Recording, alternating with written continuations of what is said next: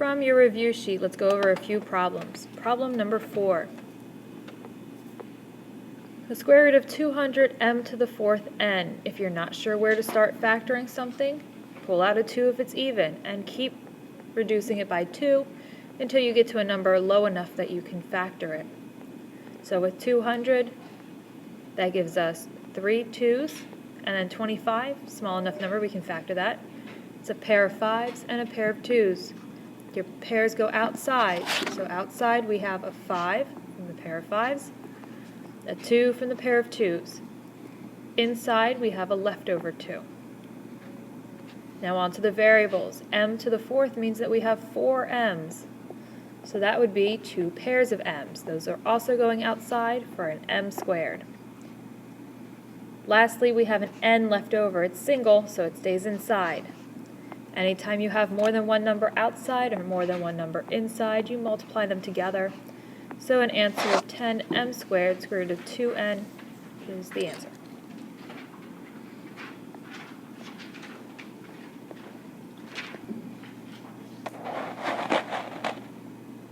Next, problem number 8. And this one's a multiplication problem. One of the keys to every single operation that there is to simplify at first and to simplify at the end. That will always ensure that you have a correct answer. So 28 can be factored. Gives us a pair of 2's, which we'll take outside. There's already a negative 4 there, so we have to multiply those for negative 8. We have a leftover 7 and a leftover x. So inside the square root, we still have 7x times. 7 doesn't factor, but x to the 3rd means we have 3 x's. The pair of x's to go outside, a leftover 7 and a leftover x for inside. Now we're going to multiply. Multiply numbers outside with others outside gives us a negative 8x. Multiplying numbers inside with others inside gives us a square root of 49x squared.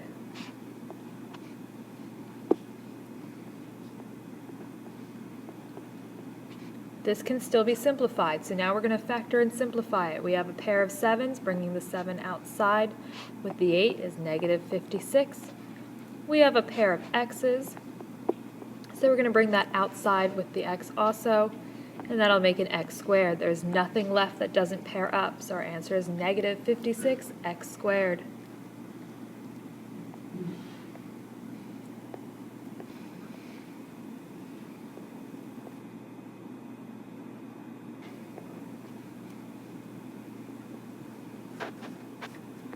For problem number 10, we need to make sure that we are distributing the square root of 3 is outside of a set of parentheses. So that square root of 3 needs to be multiplied by both the negative 5 square root of 10 and the square root of 6.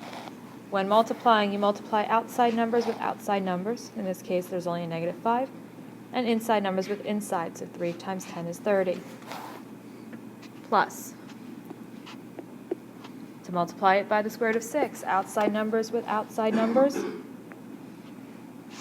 There's nothing outside, so we don't have to worry about that. Inside numbers with inside numbers. 3 times 6 is 18, so we have the square root of 18.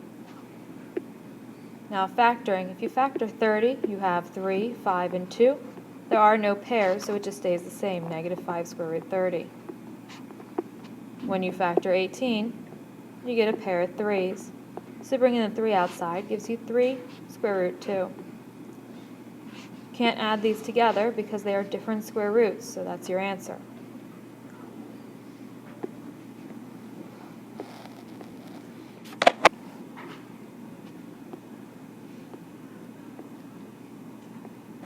For problem number 12. This is a division problem, and our steps to division are to simplify, reduce, and rationalize. Always start with simplification. So factoring the 20, we find a pair of 2's. The 2 needs to be brought outside. There's already a 3 there, so 2 times 3 is 6, with a leftover 5 for inside. On the bottom, 4 factors into a pair of 2's. The 2 is brought outside, but there's already a 2 there. 2 times 2 is 4. There's nothing left for inside the square root, so there is no square root in the denominator. Now we're reducing. 6 and 4 are both outside, so they reduce by 2. To a 3 over 2. There's nothing to reduce inside. So we have 3 root 5 over 2. This is the answer because there's no square root left in the denominator, so we don't have to rationalize. For problem number 13, following the same set of steps, our first step is to simplify. Again, 4 is a pair of 2's. That's a 2 outside, nothing left for inside. 5 root 3 does not factor, so it stays 5 root 3. We can't reduce anything. There's nothing outside to reduce and inside to reduce. But we need to get rid of the square root in the denominator. So we rationalize by multiplying both the top and the bottom by the square root of 3.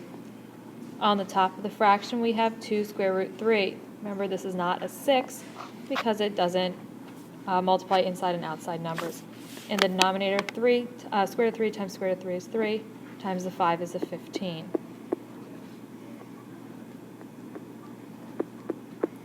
For problem number 14, following the same steps. First thing we want to do is simplify. Top does not factor to anything, so it's going to stay the same. In the denominator, we have y to the third. That's 3 y's.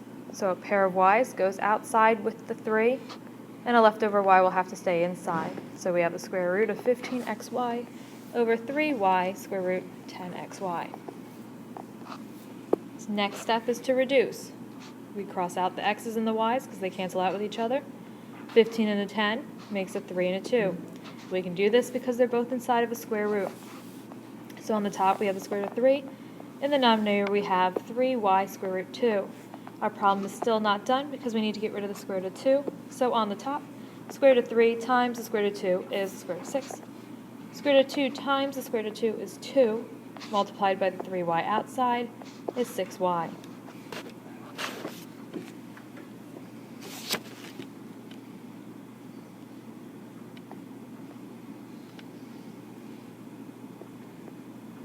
Problem number 19. Again, every single one of our operations starts by simplifying, even, adding, and subtracting. So our first step here will be to simplify each one of those. When we factor 50, we get a pair of 5's, bringing that outside with the 2a makes 10a. We have a leftover 2 and a leftover a for inside. Factoring 32 gives us 2 pairs of 2 to go outside. So we have 7 times 2 times 2 is 28, with a leftover 2 for inside. A to the third means we have 3a, so that's a pair of a's for outside. And then the leftover a goes inside with the 2. Now, in order to add or subtract, we must have the exact same square root. And then we add or subtract the numbers in front and keep the variables and the square root the same. So 10 plus 28 is 38. A square root 2a to keep the variables and the square root the same. Remember, you cannot add or subtract any that are different. The square roots cannot be different to add or subtract.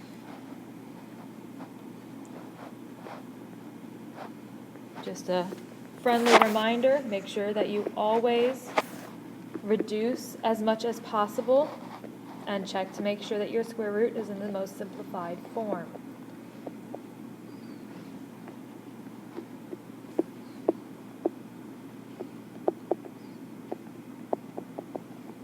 Just like on your review sheet, problem number 15 will be a bonus question.